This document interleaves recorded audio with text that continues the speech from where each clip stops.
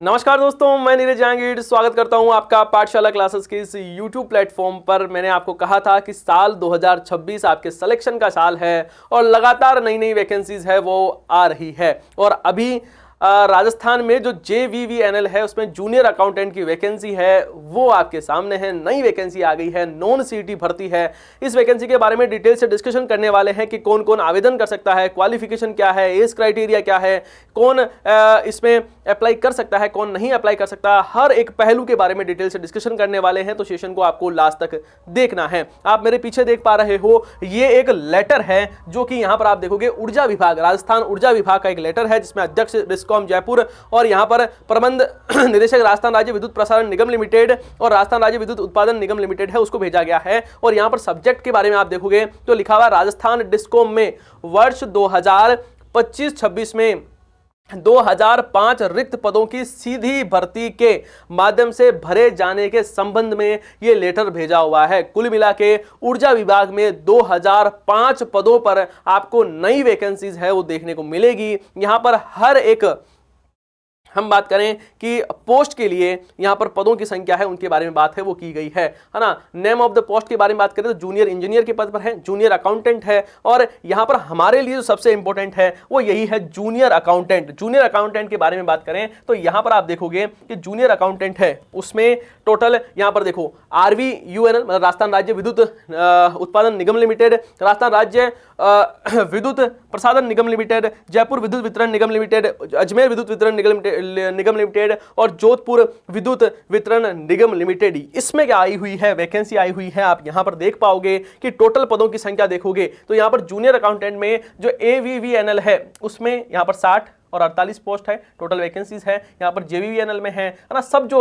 मैंने अब बात की जो विद्युत वितरण निगम लिमिटेड है उनमें आई हुई है। टोटल 370 पद है वो इसके रहने वाले हैं। 371 पदों पर ये वैकेंसी आ रही है जूनियर अकाउंटेंट की। और इसके बारे में देखो हम बात करें तो ये आप देखोगे कि यहां पर पहली बात तो और सबसे महत्वपूर्ण बात कि CET की आवश्यकता नहीं है। CET आपकी नहीं भी दी हुई है, कोई दिक्कत वाली बात नहीं है, लेकिन आपके पास में RSCIT है वो होना चाहिए यदि आप इसमें अप्लाई करना चाहते हो। तो क्वालिफिकेशन क्या होनी चाहिए? जो कॉमर्स के विद्यार्थी हैं जिन्होंने BCom कर रखा है वो इसमें अप्लाई कर सकते हैं, जिन्होंने BBA कर रखा है वो अप्लाई कर सकता है, जिन्होंने CA IPCC कर रखा है वो इसमें अप्लाई कर सकते हैं और CA में इंटर दे रखा है वो भी इसमें अप्लाई कर सकते हैं। हम डिटेल क्वालिफिकेशन के बारे में इसके बारे में बात करें तो यहां पर आप देखोगे ये रिवाइज साहब qualification, candidate must hold a graduation degree, graduation की डिग्री होनी चाहिए और इन कॉमर्स और business administration from a recognised university, मतलब आपके पास में कॉमर्स में आपकी ग्रेजुएशन है वो की हुई होनी चाहिए। इस बात का आपको विशेष तौर पर ध्यान रखना होगा। या फिर ऐसा हो सकता है you have must pass intermediate examination of the institute of cost accountant in India Kolkata or the recognised professional competence course है वो यदि आपने कर रखा है, मतलब IPCC कर रखा है, मैंने शुरू में आपको बताया, तब भी आप इसमें अप्लाई कर सकते हो। MBA कर रखा है फाइनेंस में तब भी आप इसमें अप्लाई है वो कर सकते हो। साथ ही ध्यान रखना है यहां पर लिखा हुआ है कि you candidate must be passed O level या हायर लेवल का सर्टिफिकेट होना चाहिए। किसका? आपके कंप्यूटर का, मतलब आपने यदि RSCIT है वो आपके लिए जरूरी है। और बाकी मैंने आपको क्वालिफिकेशन है वो यहां पर शॉर्ट में लिख के बता दी है। BCom होना चाहिए, BBA आपने किया हुआ है, यदि आपने CA IPCC किया हुआ है या CA में इंटर किया हुआ है तो आप इसमें अप्लाई है वो कर सकते हो। टोटल 371 पदों पर आपको वैकेंसी देखने को मिल रही है और 18 से 40 साल की उम्र के जो कैंडिडेट है वो इसमें अप्लाई कर सकते हैं। बाकी एज रिलैक्सेशन है वो भी आपको मिलता है, जैसे कि यहां पर ST SC OBC MBC के जो मेन है उनको 45 साल तक वो अप्लाई कर सकते हैं। जो वुमेन है जो कि अनरिजर्व कैटेगरी में आती हैं और DWS है उनको मिल सकता है। यहां पर women ST SC OBC MBC उनको 50 साल तक वो अप्लाई है वो कर सकते हैं। तो बाकी रिलैक्सेशन है वो भी आपको मिलता रहता है। आगे बात करते हैं सर कि यहां पर आपको सैलरी कितनी मिलेगी। ये पुराना वाला नोटिफिकेशन है और यहां पर आप देखोगे जूनियर अकाउंटेंट को यहां पर L10 की ये पोस्ट रहने वाली है। 33,800 रुपए पर मंथ आपको मिलने वाले हैं और जो आपका प्रोबेशन पीरियड रहेगा 2 साल का उसमें 23,700 रुपए आपको मिलेंगे। कितने रुपए? 23,700 रुपए आपको मिलने वाले हैं। अब बात ये हो गई कि सर चलो ठीक है, सारी समझ में आ गई। अब हमें ये बता दो कि जब हम यहां पर, हाँ जी, ये देखो जब आप यहां पर पेपर देते हो तो क्या होगा? 2 पेपर होंगे। कितने पेपर होंगे आपके लिए? यहां पर 2 पेपर होगा, एक पार्ट A और पार्ट B। पेपर एक ही होगा लेकिन उसमें 2 पार्ट रहेंगे। पेपर एक ही होगा, लेकिन पार्ट कितने रहेंगे, 2 इसमें पार्ट रहने वाले हैं। मैं आपको नोटिफिकेशन जो पुराने वाला है वो दिखा देता हूं, आप यहां पर देखोगे, जस्ट ए सेकेंड, है ना। आपकी जो एग्जाम कैसे होगा, तो एक पेपर होगा आपके लिए, और उस एक ही पेपर में आप देख पाओगे कि उसमें 2 पार्ट होंगे। एक पार्ट तो जीके जीएस जैसा रहेगा, है ना, एक में आपके सारे जो क्वेश्चंस है वो इकोनॉमिक्स से रिलेटेड है वो पूछे जाएंगे। मैं आपको बता देता हूं जो पिछले साल का जो यहाँ पर सिलेबस जो जारी किया गया है उसके बारे में। जस्ट ए सेकेंड रुकना।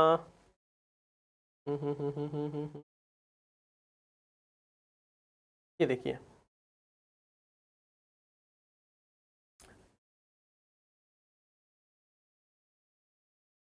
देखो जूनियर अकाउंटेंट में देखोगे पेपर जो 1 है वो 60% वेटेज रखेगा। 60% वेटेज है वो किसका रहेगा, पेपर ए का रहेगा, और 40% है वो पार्ट बी जो रहेगा। पेपर तो एक ही होगा, लेकिन पार्ट ए जो है उसका 60% वेटेज और पार्ट बी है उसका 40% वेटेज है वो रहने वाला है।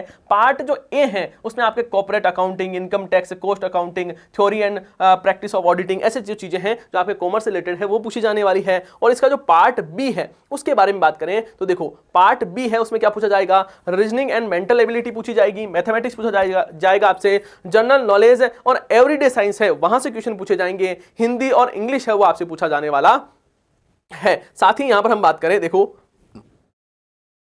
यहां पर आप रीजनिंग और इसके बारे में आप बात करोगे,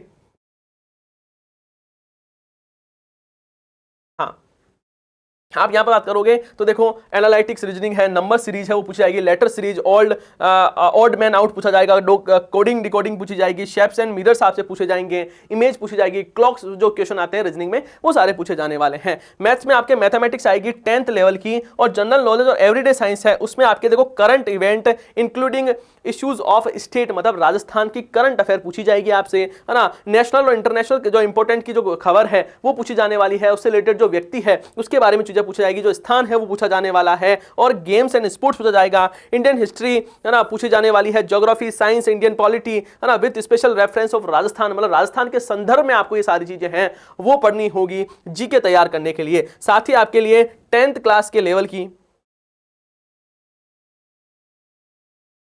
हाँ 10, एक मिनट रुकना यार, हाँ देखो यहां पर जनरल ग्रामर और लैंग्वेज पूछी जाएगी हिंदी में, ये 10th लेवल की है, और इंग्लिश है वो 10th लेवल की पूछी जाएगी। कुल मिला के हिंदी और इंग्लिश है और साइंस वगैरह है वो 10th लेवल की आएगी। राजस्थान का करंट अफेयर आएगा, और इंडियन ज्योग्राफी, हिस्ट्री, पॉलिटी है वो पढ़नी है, लेकिन राजस्थान के संदर्भ में भी पढ़ना होगा, मतलब राजस्थान की जो पॉलिटी वगैरह है, हिस्ट्री है, जो हम ज्योग्राफी है उसके भी कुछ जो की पॉइंट्स है वो आपको पढ़ने होंगे यहाँ पर इस एग्जाम में पास होने के लिए। तो ये विशेष तौर पर आपको ध्यान है वो रखना है ना। मैंने सिलेबस वाली सारी चीजें आपको बता दी है अच्छे से, बहुत बेहतरीन ढंग से। यहाँ देखो सारा लिखा हुआ ही था, तो यहाँ पर मैथ्स है वो 10th लेवल की पूछी जाएगी, है ना, जनरल हिंदी और इंग्लिश है वो 10th लेवल की पूछी जाएगी, और बाकी मेंटल आपके रीजनिंग है वो पूछी जाएगी, और जनरल नॉलेज और एवरीडे साइंस है वो पूछी जाएगी। करंट अफेयर के लिए विशेष तौर पर मैं आपको बता दूं कि जो करंट अफेयर है उसकी डेली क्लास आपके लिए 8 बजे होती है सुबह मॉर्निंग में, वो क्लास आपको जरूर देखनी है, वहां से आपको बहुत फायदा है वो मिलने वाला है। और वहां पर हम आर्थिक समीक्षा, बजट, योजनाएं, नीतियां, बहुत सारी चीजें हैं, जो फ्लैगशिप स्कीम्स वगैरह है वो सारी चीजें वहां पर पढ़ते हैं। तो सुबह 8 बजे वाली क्लास से आपके ये जो पोर्शन है जनरल नॉलेज ऑफ, ये सारा है वो वहां से आपका कवर हो सकता है। बाकी आपको जो आपका सब्जेक्ट है उसे तो बहुत बेहतरीन ढंग से पढ़ना ही होगा, ये सारी बातें आपको ध्यान रखनी है, ठीक है, बिल्कुल। तो यहां तक मैंने प्रयास किया है सारी चीजें बता दूं, जल्द ही आप देखोगे कि आपके लिए ये जो वैकेंसी है वो बिल्कुल आने वाली है। और मुझे बता दो किसी प्रकार का कोई डाउट वगैरह है, कोई भी समस्याएं हैं तो आप मुझे कमेंट बॉक्स में बता सकते हो, पूछ सकते हो, मैं कोशिश करूंगा कि आपको आपके जो सारे जवाब है वो दूं। क्लियर बात है क्या, मुझे बताओ। हाँ हाँ, एक चीज और ध्यान रखना है कि आपके, है ना, बिल्कुल, आपके देखो जो इसका पार्ट 1 है, पार्ट 1 है इसका, जो पार्ट 1 है, पार्ट 1 है उससे 120 क्वेश्चन, इसका पार्ट ए जो दिया हुआ है यहाँ पर, ये रहा 8 पार्ट ए हैं, उससे 120 क्वेश्चन आपसे पूछे जाएंगे। हर एक क्वेश्चन यहाँ पर बात करें 120 क्वेश्चन टोटल पूछे जाएंगे। और यहाँ से आपसे टोटल हम बात करें तो इसका पार्ट बी है उससे कितने क्वेश्चन पूछे जाएंगे, तो मैं आपको बता दूं पार्ट बी है उससे आपके 80 क्वेश्चन हैं वो पूछे जाने वाले हैं। 80 क्वेश्चन पूछे जाएंगे, टोटल 200 क्वेश्चन है वो आपके रहने वाले हैं, ये आपको ध्यान रखना है। टोटल 200 क्वेश्चन, और मिनिमम जो रिक्वायर्ड मार्क्स है इन ईच पेपर उसके बारे में मैं आपको बता दूं कि जो मिनिमम मार्क्स आपको लेकर आने हैं वो भी आपको बता दूं कि जो हम बात करें जो अनरिजर्व रिजर्व कैटेगरी के हैं उनको मिनिमम 30% मार्क्स लाने पड़ेंगे, और जो EWS है, EWS, ST, ओबीसी, MBC से या एक्स सर्विसमैन से आते हैं, MBC से आते हैं, उनको मिनिमम 20% मार्क्स है वो लाने पड़ेंगे। दोनों ईच पार्ट, मतलब ए पार्ट में और बी पार्ट में, दोनों में लाने अनिवार्य है। ये तो आपको करना ही पड़ेगा। बाकी मैंने सारी चीज़ें आपको बता दी हैं, ठीक है, बिल्कुल। हाँ, अच्छा, इसको एक चीज़ को समझना, ये यहाँ पर 60 क्वेश्चंस है ना, 60 क्वेश्चंस है, 120 क्या है, नंबर है। 60 क्वेश्चंस रहने वाले हैं, 60 क्वेश्चंस, और हर क्वेश्चन 2 नंबर का, मतलब 120 है। और यहाँ पर आपके जो क्वेश्चन पूछे जाने वाले हैं वो रहेंगे 80 क्वेश्चंस।